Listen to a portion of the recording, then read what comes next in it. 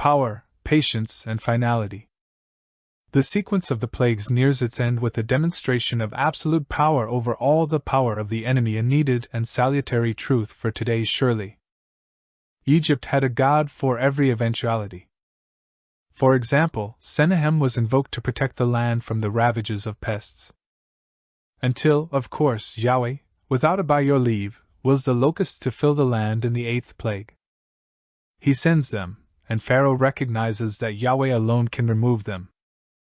Things go even a step higher. The Egyptian god Amon-Ra, their chief deity, the personification of the sun and their ruler of the sequence of day and night, is first blotted out by Yahweh's locusts. Then his characteristic activity as the light-bringer is annulled by Yahweh's darkness in the 9th plague.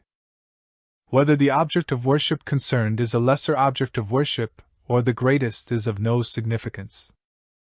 The Lord on high is mightier. But his is always a power working by mercy. Like an old prayer says, he declares his almighty power most chiefly by showing mercy and pity. We could easily overlook the for in verse 1 God in reality is saying, "Tell Pharaoh the truth because I have hardened his heart." The only way to break through the hard heart is the declaration of the truth. And right to the end the Lord is still pleading with Pharaoh. These two great truths are not at odds, nor are they competitors for attention. They are both always present and active. But while power knows no end, patience does. As the parable of the tenants says, last of all he sent his son. At Exodus 9 verse 11 the magicians had had enough. At 10:7 Pharaoh's courtiers threw in their towel.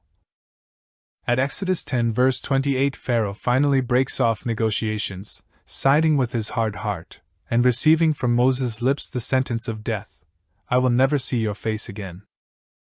But even against the obdurate king, Yahweh's power prevails, for Pharaoh is compelled himself to contribute beasts for Yahweh's worship.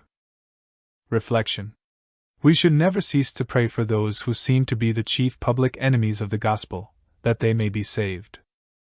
God is powerful and just.